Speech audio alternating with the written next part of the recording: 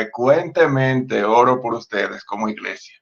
Frecuentemente. Y cuando oro, cuando los recuerdo, siento una sensación agradable en mi corazón. Fueron apenas unas horas las que pudimos compartir, pero esas cosas se han quedado en nuestro corazón. Y desde entonces hemos estado orando por ustedes y recordándolos a menudo. Por eso fue que una sorpresa para mí cuando recibí la invitación para poder compartir en este día. Así como dice mi esposa Elba, esto es como esos besos en la mejilla que Dios nos da frecuentemente. Y así me siento, como si Dios me hubiera dado un beso en la mejilla de poder venir y compartir con ustedes hoy. Y quiero compartir varias cosas, pero lo primero que quiero contarles es lo que yo he estado viviendo en estos días, y de hecho casi todo el mundo ha estado viviendo eso, pero hay un pensamiento constante en mi cabeza, y no es que Dios ha detenido mi mundo, es que Dios ha detenido el mundo.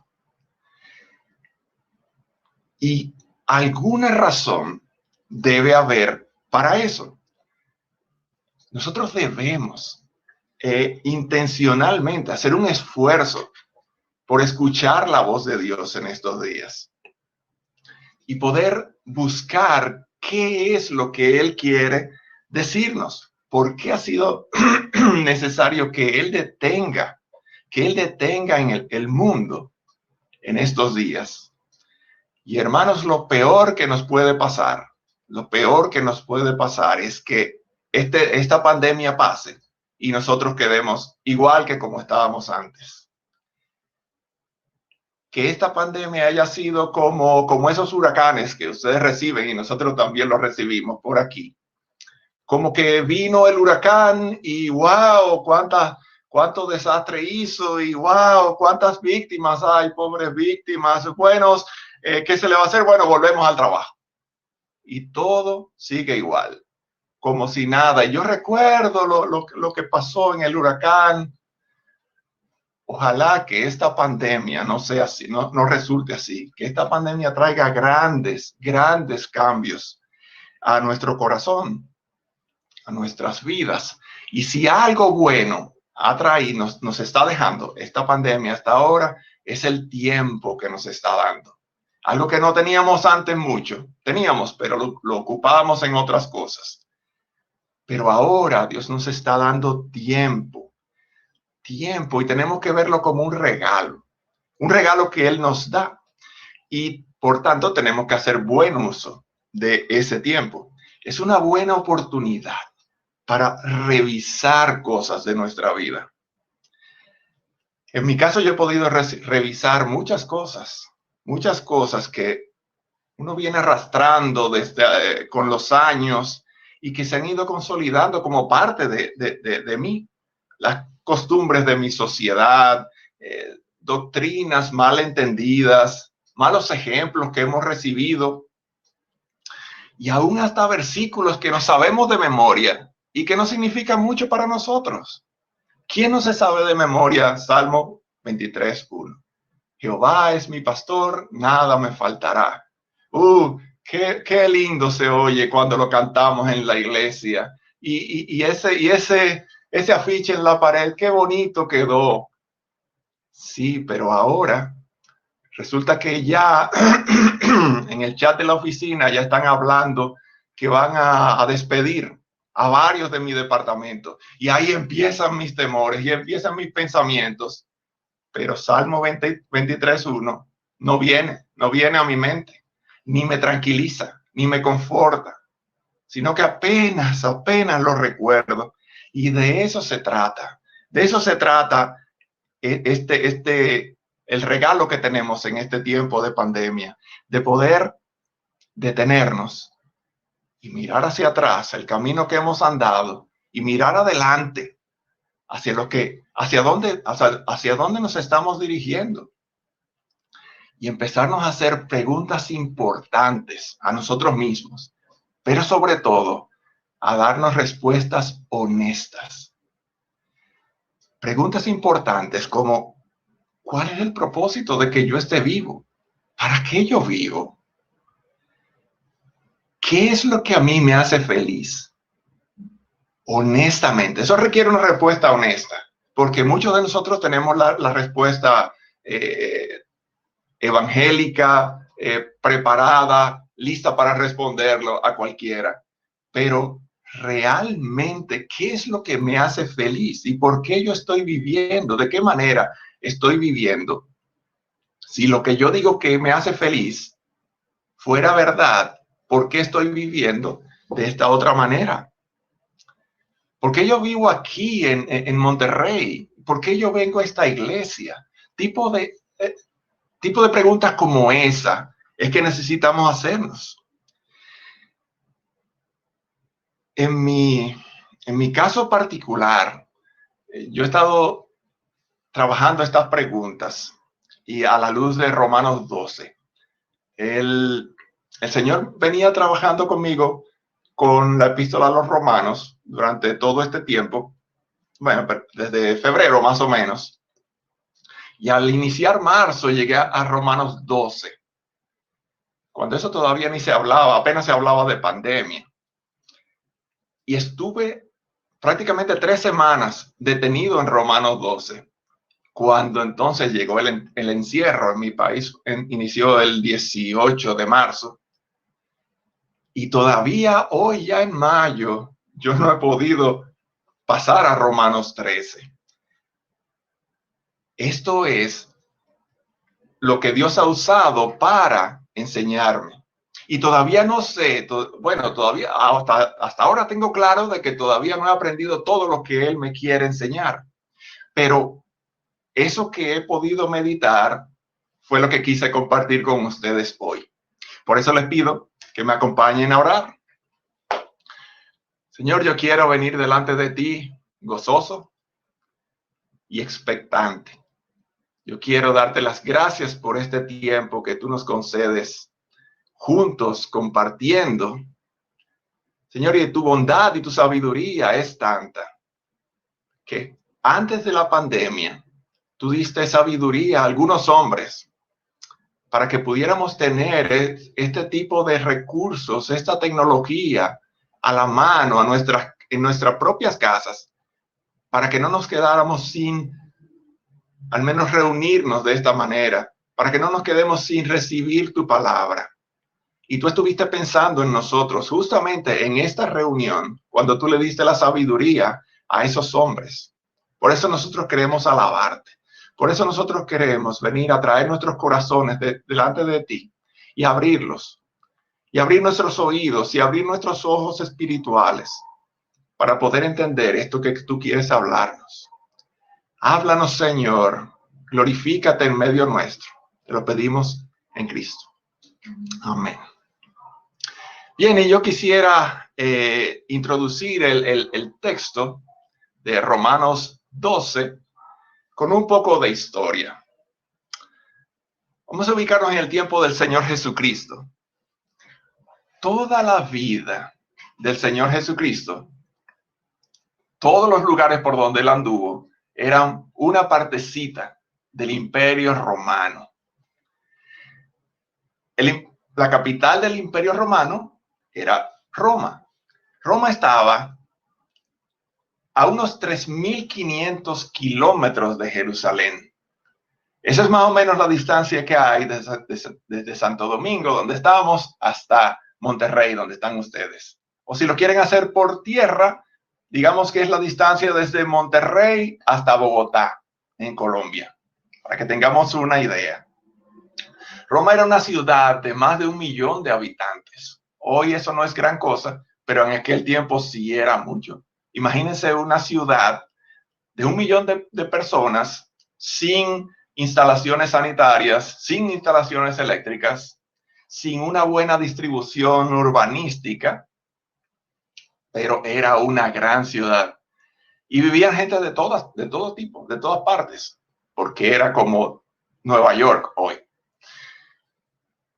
Entre la población había un grupo de judíos, una buena parte eran judíos. Y esos judíos eran muy activos. Ellos se caracterizaban por la cantidad de prosélitos que habían hecho. Prosélitos son los paganos convertidos a la religión judía. Y entonces ellos, estos paganos se convertían a las costumbres, aprendían el idioma hebreo, aprendían las costumbres y hacían los cultos a la manera judía. Los judíos celebraban tres fiestas cada año. La de la Pascua, la de Pentecostés y la de los tabernáculos. Y lo hacían cada uno en su ciudad. Pero el poder ir a Jerusalén a celebrar una de estas fiestas, eso era un privilegio, un privilegio. Si hacemos el paralelismo hoy, es como la Copa Mundial de Fútbol. Todo el mundo espera esos 4 años para poder ver por televisión los partidos. Pero cuando alguien decía, yo voy a Qatar en el 2022, todo el mundo se queda, wow, es un privilegio, es una envidia. Eso mismo era poder ir de Roma hasta Jerusalén a celebrar una de esas fiestas. Pero hay un grupo de judíos que se decide ir a Jerusalén. Recuerden que el Señor Jesucristo murió durante una de esas fiestas, la fiesta de la Pascua. Y la siguiente fiesta es la de Pentecostés. Pentecostés significa 50avo o 50º, y se celebraba 50 días después de la Pascua. Entonces, ha transcurrido ya unos 50 días desde la Pascua, y este grupo que va a Jerusalén a celebrar. Y entonces, la ciudad está completamente llena porque van a celebrar Pentecostés ahora. Gente de todas partes del mundo conocido. Entonces, mientras tanto, en la misma ciudad de Jerusalén, en esos 50 días han pasado muchas cosas. La principal es que el Señor Jesucristo resucitó. Y luego se pasó 40 días con sus discípulos, instruyéndolos y compartiendo con ellos. Y cuando ya ascendió a los cielos, que eso sucedió hace un par de días atrás, apenas, Él les dijo, me voy, pero el Espíritu Santo vendrá sobre ustedes para que empiecen a predicar el Evangelio, empezando en Jerusalén y luego en todas partes del mundo. Y ahí estaban ellos en Jerusalén, la ciudad, huyendo de personas, y de repente hay un estruendo, algo que tal vez fue como una bomba que sonó, y el Espíritu Santo que se aparece sobre los discípulos como llamas de fuego y se posa sobre cada uno de ellos. Toda la ciudad escuchó el estruendo y todo el mundo se preguntaba qué estaba pasando.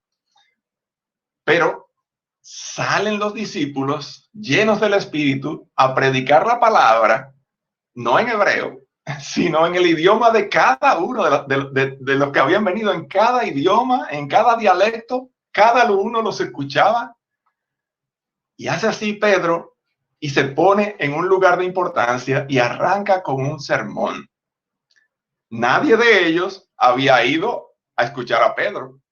Algo extraño está pasando y Pedro empieza a predicar y lo primero que hace es explicar por medio de las escrituras qué es lo que está pasando, y lo hace en base a una profecía del profeta Joel.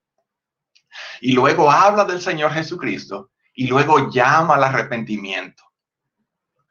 Lo grande es que la gente le está haciendo caso a Pedro y no fue a eso que fueron.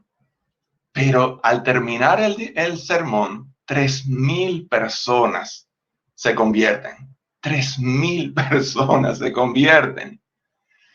Y bueno, se acaba la fiesta, pasan los días, cada quien vuelve a su casa y este grupo de judíos de los cuales algunos se convirtieron, vuelven 3.500 kilómetros de vuelta a Roma.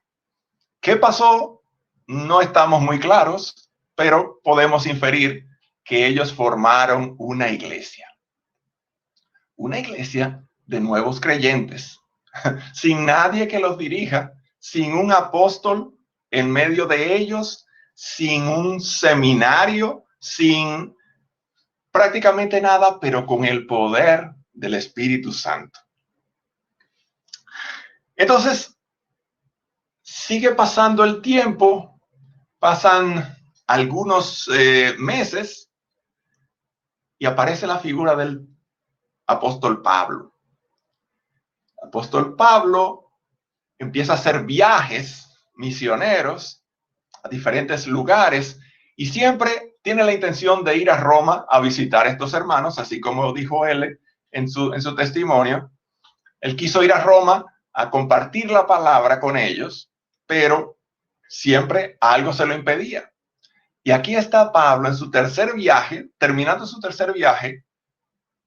Ya pasaron 20 años de aquel Pentecostés y Pablo que no puede ir a Roma. Y Pablo está en Corinto, y que es la mitad del camino entre Roma y Jerusalén, más o menos. Y él dice, bueno, ¿qué hago? O voy a Roma o voy a Jerusalén. Pero en Jerusalén había una crisis y él tuvo que ir a Jerusalén. Por eso, antes de marcharse a Jerusalén, él decide escribir una carta. Y así llegamos a la carta del apóstol Pablo a los romanos. Una obra maestra de doctrina cristiana. Una carta en la que Pablo les detalla todo lo que ellos necesitaban saber, todo lo que un creyente necesitaba saber, en un lenguaje claro y directo. Y en esta carta, Pablo se pasa 11 capítulos hablándoles de doctrina cristiana, enseñándole todo lo que un cristiano es. Pero en el capítulo 12 hay un cambio y él empieza a hablarles de todo lo que un cristiano hace. Pablo les ha hablado en los 11 capítulos anteriores, empezó hablándole de la ira de Dios sobre toda la humanidad. Luego habló de la depravación del hombre y la imposibilidad que tenemos de librarnos del pecado. Luego habló de la elección soberana de Dios, de la salvación por gracia y de la seguridad total de la salvación que tenemos en Cristo. Y de la justificación por la fe, de la santificación y de muchos temas más. Como les digo, todo lo que un cristiano es. Y entonces, a partir del versículo 12, los primeros 2 versículos son como una bisagra, son como bisagras que permiten que la carta tome un giro hacia lo práctico. Y justamente ese es el pasaje que quiero compartir con ustedes. Y podemos ir a Romanos capítulos 12, versículos 1 y 2. Cada palabra es importante de esto. Por eso quiero que lo leamos con cuidado. Dice Pablo, así que, hermanos, os ruego por las misericordias de Dios que presentéis vuestros cuerpos en sacrificio vivo, santo, agradable a Dios, que es vuestro culto racional. No os conforméis a este siglo, sino transformaos por medio de la renovación de vuestro entendimiento, para que comprobéis cuál sea la buena voluntad de Dios, agradable y perfecta.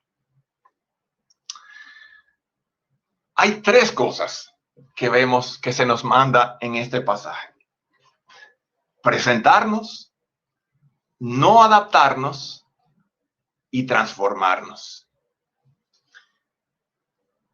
Y así quiero que despiecemos este manjar para que podamos disfrutarlo. Justamente esos tres son los 3 puntos de mi mensaje. Así que vamos a empezar con: ruego por la misericordia de Dios que os presentéis. Pero ya leímos que Pablo empieza diciendo, así que, hermanos. Pero es que no podemos empezar a analizar un texto que empieza diciendo, por consiguiente, por lo tanto, hermanos, así que, hermanos, sin yo saber qué es lo que él acaba de decir.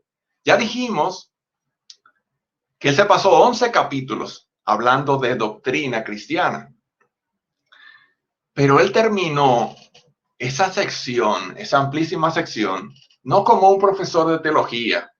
Y entonces, hasta aquí, esa es la doctrina que yo quería que ustedes supieran. Ahora vamos a hablar de la práctica. No. Pablo lo hace con asombro. Pablo está extasiado por lo que él está viendo, por lo que él acaba de decir. Esos 11 capítulos terminan en un estallido de adoración de parte de Pablo. Vamos a un poquito antes, justamente en el pasaje anterior, y miren la intensidad con que Pablo termina. Dice, oh profundidad de las riquezas, de la sabiduría y de la ciencia de Dios, cuán insondables son sus juicios e inescrutables sus caminos. Porque ¿quién entendió la mente del Señor? ¿O quién fue su consejero? ¿O quién le dio a él primero para que le fuese recompensado? Porque de él y por él y para él son todas las cosas. A él sea la gloria por los siglos. Amén. Amén. Pablo está asombrado. Pero entonces Pablo se calma por unos momentos. Este subión, como decimos aquí, ese subión de adrenalina empieza a bajar y él dice, y ya así empezamos a nuestro primer punto, diciendo, así que, hermanos, yo les ruego por las misericordias de Dios. Hay dos detalles importantes. Recuerden que cada palabra es importante. La primera nota que él dice, hermanos. Él quiere dejar plasmado bien específicamente a quién es que él se está dirigiendo, las cosas que él le va a decir. Y es a hermanos. Y es porque la razón es que ninguna de las cosas que él va a decir las puede hacer una persona que no tiene el Espíritu Santo. Las cosas que él plantea y que vamos a ver son cosas radicales. No son cambios externos o actitudes que yo puedo actuar delante de los demás. No. Él sabía que esta carta la iba a leer mucha gente y por eso él se detiene a decir, esta carta es para hermanos. ¿Cuántas personas, aún en las iglesias, han intentado vivir una vida piadosa? Y qué gran frustración trae esto, querer hacerlo en nuestras propias fuerzas. Esfuerzo y esfuerzo por aparentar, aún años pasan y la hipocresía se va haciendo tanta, la presión, que termina rompiendo el corazón y con la renuncia de la persona. Ya yo no puedo más. Esto es solamente para creyentes. Dice Pablo, hermanos, yo les ruego. Y esa es la segunda nota. Yo les ruego, dice Pablo. Pablo, el apóstol, que tiene toda la autoridad de Dios, él puede mandarnos a hacer cualquier cosa. ¿Recuerdan cómo él les hablaba a los corintios? A los corintios él les decía, yo les escribí a ustedes que no se junten con ninguno que llamándose hermano fuere fornicario o avaro o idólatra o maldiciente o borracho o ladrón. Con el tal ni aún comáis. Oigan la autoridad con la que hablaba Pablo a sus iglesias. Él les daba órdenes, órdenes estrictas. Ni se junten con ellos ni siquiera. Pero aquí Pablo está diciendo, hermanos, yo les ruego. Y tú tienes que ver esto como que Pablo te esté hablando a ti también. De la manera más amorosa que él puede hablar, él te está diciendo, yo te lo ruego. Y es que estas cosas no las puede mandar. Estas cosas no las hace una persona porque se las mande. Esto tiene que salir de cada persona. Esto tiene que salir de ti. Esto que él te va a rogar. Y lo que le está diciendo para rogar es que presentéis vuestros cuerpos como un sacrificio. Recuerda que Dios había establecido cómo su pueblo, antes de Cristo, debía agradarlo. Y era ofreciendo un cordero sin defecto. Y la persona que lo ofrecía debía traerlo al sacerdote, lo degollaban, lo mataban, evidentemente, y luego entonces se presentaba en el altar. Pero al venir Cristo, que es el Cordero de Dios que quita el pecado del mundo, ya no necesitamos corderos. Ya no podemos agradar a Dios de esa manera. Pero Pablo está diciendo aquí algo asombroso. Y es que ahora el sacrificio no es de un cordero. Ahora tú eres el sacrificio. Tú eres ese sacrificio con el que él se agrada. Y dice que tú eres un sacrificio vivo y santo. ¿Y por qué esas dos palabras? Porque es que, recuerda Efesios 2:1, en cuanto a sacrificio vivo, es que Él nos dio vida. Él os dio vida a vosotros cuando estabais muertos en vuestros delitos y pecados. Nosotros estábamos muertos, pero Él nos dio vida. Y ese es el sacrificio vivo. Y además, un sacrificio santo. Y recuerde que en 1 Tesalonicenses dice que la voluntad de Dios es nuestra santificación. Eso es lo que Dios quiere, que seamos santos. Él nos ha hecho santos, pero estamos en un proceso también de santificación a la vez. Entonces, yo soy ese sacrificio vivo y santo. Tú eres el sacrificio que ahora Dios quiere que tú presentes ante Él. Y en eso es que Él se agrada. Pablo dice que ese sacrificio es lo más racional que tú puedes hacer. De hecho, es lo único racional. Como dice la Nueva Traducción Viviente, ese es el servicio que se espera de ustedes. Eso es lo que se espera de nosotros, que presentemos nuestros cuerpos en sacrificio. Recuerda también que en la explosión anterior, justo antes de empezar el capítulo, Pablo declaró que de Él y para Él son todas las cosas. Y tú eres una de esas cosas que eres de Él. Entonces, de eso se trata. De presentarnos como sacrificio vivo delante de Él. Y lo segundo que nos dice el texto, entonces, dice Pablo, más o menos explicando cómo yo puedo hacer ese sacrificio, y no os adaptéis a este mundo. Sí. Aquí, mundo o siglo, como hay, es las diferentes versiones. Siglo se refiere a ese conjunto de ideas y de valores y de pensamientos que predominan en la historia, en diferentes épocas de la historia. Y esas ideas son los que definen la moral de una sociedad, lo que le dicen a una sociedad lo que está bien y lo que está mal. Ahora, Pablo dice en 1 Corintios 4:4 que Satanás es quien domina, es quien controla esas ideas.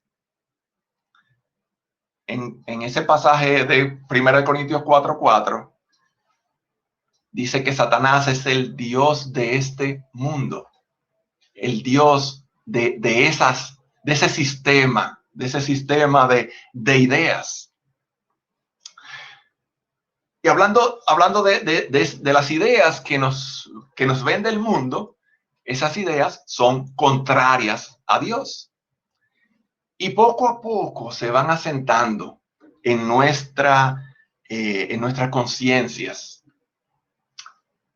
Por ejemplo, el matrimonio homosexual es una idea, es un concepto que el mundo ha empezado a aceptar. Es una idea contraria a Dios. Pero el mundo lo está aceptando. Y aún nosotros, como que ya no nos parece tan mal. Nos parece mal, sí, pero no tan mal como hace 10 años, por ejemplo. Fíjense cómo esas ideas se van permeando en nuestras conciencias, aún como iglesia. Podemos hablar del aborto también. El aborto es algo que no solamente se defiende, sino es que se promueve en el mundo como si fuera un valor, como si fuera un valor. Y me imagino que tú estarás diciendo ahora, ya entiendo, esas ideas, se trata de pecados, se trata de pecados. Qué bueno que no tiene que ver mucho conmigo. No, no estamos hablando de pecados necesariamente. Estamos hablando de filosofías que no son tan malas, que no son tan pecado, como por ejemplo el movimiento de la autoestima. Ámate a ti mismo. Qué lindo suena, qué inspirador. Y hasta bíblico, hasta parece bíblico. No, no parece bíblico.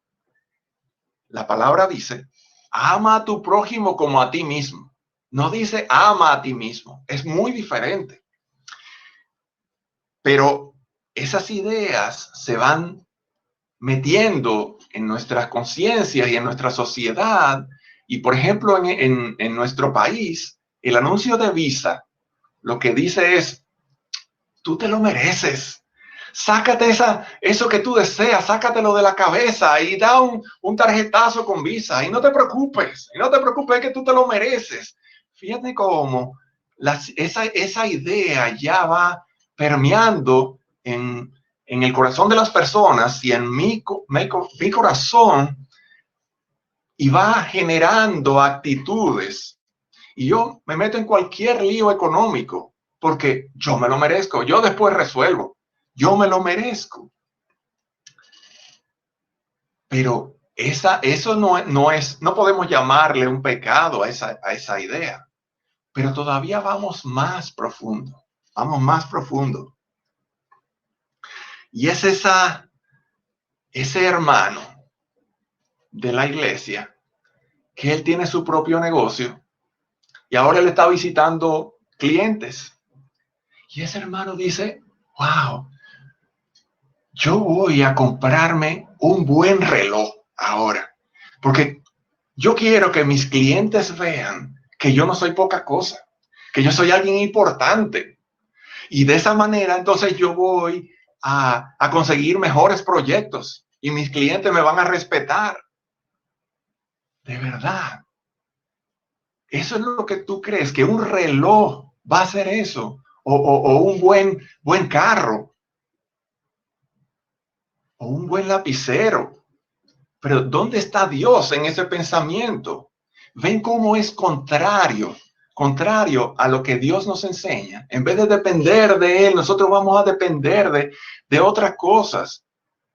O el hermano en este tiempo que él ve al hermano Manuel que no puede salir a trabajar y está pasando mucha penuria a su familia. Y se ha quedado sin dinero. Pero yo, qué bueno, yo tengo ahorros hasta diciembre. Por eso puedo estar tranquilo. Eso es contrario, totalmente contrario a las ideas de Dios. Esa es una mentalidad mundana. Pero ¿cómo yo voy a ver a mi hermano pasando trabajo y yo que tengo, pero estoy guardándolo para diciembre? Diciembre. Hermanos, este es un buen tiempo, un excelente tiempo para empezar a buscar a quién ayudar. No para esperar que vengan donde mí. No, es para yo salir a buscar cómo yo puedo glorificar a Dios, cómo yo puedo hacer a Dios famoso. Recuerden que según la mentalidad de Dios, dice él, bienaventurados los misericordiosos, porque ellos alcanzarán misericordia. Y también dice la palabra, a Jehová presta el que da al pobre, y el bien que ha hecho se lo volverá a pagar. El Señor dice que si tú le prestas a él, oye eso, que yo pueda prestarle al Señor y que el bien él me lo va a devolver. ¿Realmente creemos eso? Entonces, si lo creyéramos, ¿no estaría nuestro dinero más seguro? Nuestro dinero más seguro en manos del hermano, regalado al hermano, que lo que yo lo tengo en el banco. Fíjense cómo las ideas son las que van moldeando mi actitud.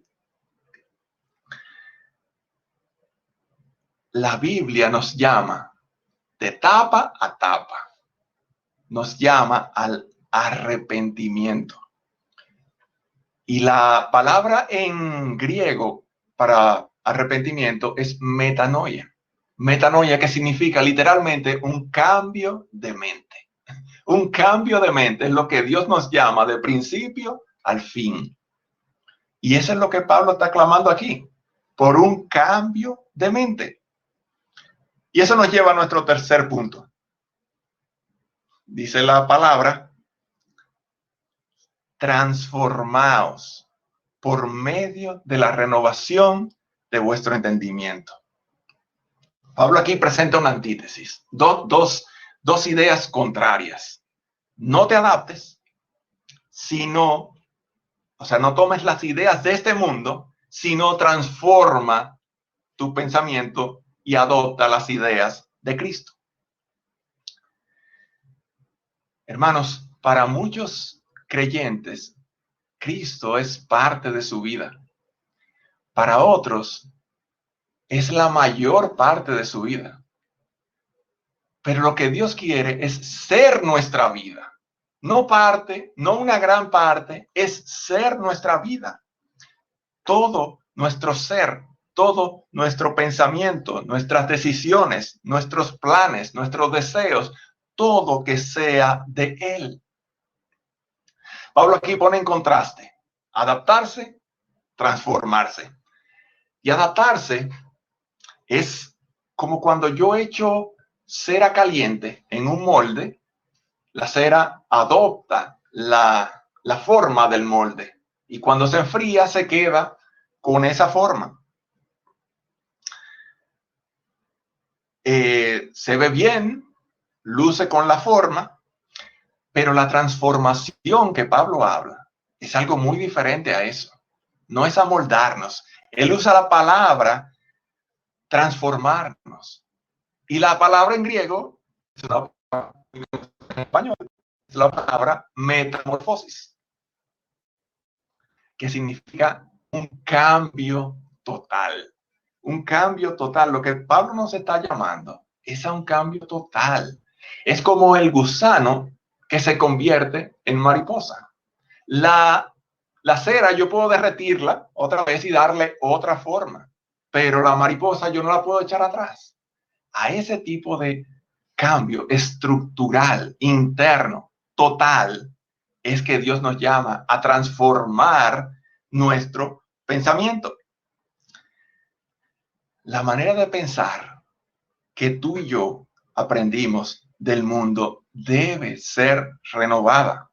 Tú y yo estamos llenos de ideas equivocadas y debemos desarraigarlas una a una. Pero escucha, eso no se logra con muchos años en la iglesia. No, no, no. Eso no depende de cuánto tiempo tú tienes en la iglesia, sino cuánto tú permites que el jabón de la palabra limpie te limpie cada día. Porque cada día nosotros queremos volver atrás a nuestras ideas. Esto es una lucha constante. Nuestros pensamientos determinan nuestras acciones, las cosas que nosotros hacemos. Nuestra carne no sabe lo que es bueno o lo que es malo. Nuestra carne simplemente desea, pero nuestra mente es la que puede decidir lo que es bueno y lo que es malo. Todas nuestras acciones, todo lo que hacemos, primero es un pensamiento. Por eso debemos dejar que sea la palabra de Dios la que controle nuestros pensamientos, para que nuestras acciones entonces sean en base a la palabra de Dios. Pero no se trata de que, sí, yo leo la palabra todos los días, y que el día que yo leo Romanos 12:21, que me dice, no seas vencido de lo malo, sino vence con el bien el mal. No que yo diga, oh, qué lindo, qué inspirador fue lo que leí en mi devocional de esta mañana. Y ya al mediodía o a las 3 de la tarde, apenas recuerda qué fue lo que leíste. Sí, yo me acuerdo que me gustó, pero tengo que buscarlo, porque no. No, no, no. Debemos hacer como el salmista. El salmista decía, tu palabra todo el día es mi meditación, todo el día. Y para que yo pueda renovar mi manera de pensar, necesito que la palabra me convenza. Pero si yo dejo de pensar en eso que yo he leído, pues no me va a convencer. Nosotros necesitamos rumiar la palabra. Recuerden que hay animales que son rumiantes. Ellos se comen el alimento, pero tienen varios estómagos y entonces rumian ese alimento y vuelven y lo mastican durante todo el día, y vuelven y lo tragan y vuelven y lo mastican. Eso es lo que Dios quiere que nosotros hagamos. No que seamos como las personas normales que comen y ya, sino que Dios quiere que toda nuestra meditación, su palabra, esté todo el día con nosotros. De eso se trata. Y finalmente, lamento haberme extendido y les pido perdón por eso. Dice la palabra un resultado hermoso. Dice Pablo, y hagan esto para que puedan comprobar cuál es la buena voluntad de Dios, agradable y perfecta. Esto es asombroso. Nosotros podemos conocer la voluntad de Dios para nosotros, lo que es bueno para ti, lo que es agradable para ti y lo que es perfecto para ti. Y tú te preguntarás, ¿tener una casa propia es lo perfecto? ¿Será lo perfecto para mí? Tal vez sí, tal vez no, pero Dios te dice, lo vas a saber. Lo vas a saber. Cuando tú transformes tu entendimiento, lo vas a saber, vas a conocer cuál es mi voluntad para ti. ¿Tú quieres saber si debes casarte con esa persona? Lo vas a saber. Dios te dice. ¿Tú quieres saber si debes hacerte esa operación del busto que tú quieres hacerte? Dios te lo va a hacer saber. Dios te lo va a hacer saber. ¿Cuán seguros podemos vivir los cristianos de esa manera? Cuando transformamos nuestra mente, nuestro entendimiento a la luz de la palabra. Y entonces, a continuación, Pablo da muchas instrucciones prácticas como si fuera lo que hace el cristiano día a día. El cristiano en su ropa de trabajo. Y eso te lo voy a dejar de tarea. Y tienes más de 40 instrucciones, una detrás de la otra, para que tú compares tu vida a la luz de esas instrucciones que Pablo está diciendo.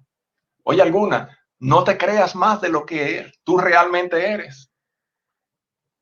Deleítate en reconocer los méritos de otro. Está siempre dispuesto a brindar hospitalidad.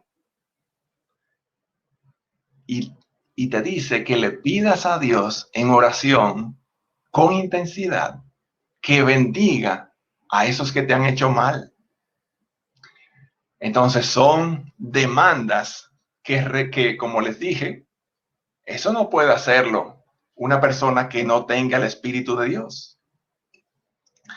Así que, hermanos, los animo a pensar en estas cosas, a evaluar nuestra vida, nuestro pensamiento, hacernos preguntas y a darnos respuestas aprovechando este tiempo. Y no quiero cerrar sin recordarles lo que dice Proverbios 3, 5, 6. Fíjate de Jehová de todo tu corazón y no te apoyes en tu propia prudencia. ¿Escuchaste? Reconócelo en todos tus caminos. Y oye que Él enderezará tus veredas. No son tus ideas. Fíjate de Jehová, no te lleves de tu propia prudencia, de tu propio entendimiento. Confía en Él. No le ores porque todo vuelve a la normalidad. Porque es que la normalidad es el problema. Ese ha sido el problema, nuestra normalidad. Pídele mejor al Señor que no pase, que no termine esta pandemia sin haberte transformado. Que tu petición sea que Él haga grandes cambios en ti. Confía en Él y Él hará. Acompañen a orar. Señor, te doy las gracias por permitirme compartir tu palabra. Nos queda grande, Señor, pero tú eres un Dios grande. Tú eres nuestro Dios. Y por eso a nosotros nos queda, solamente como el apóstol Pablo, asombrarnos y darte gracias y bendecirte por haber sido tan amoroso, tan paciente, tan misericordioso y tan bueno con cada uno de nosotros. Usa este tiempo, Señor, usa este tiempo en el que tú has detenido el mundo para que nosotros podamos meditar en tu palabra y corregir lo deficiente y transformar nuestra mente. Te lo pedimos por Cristo. Amén.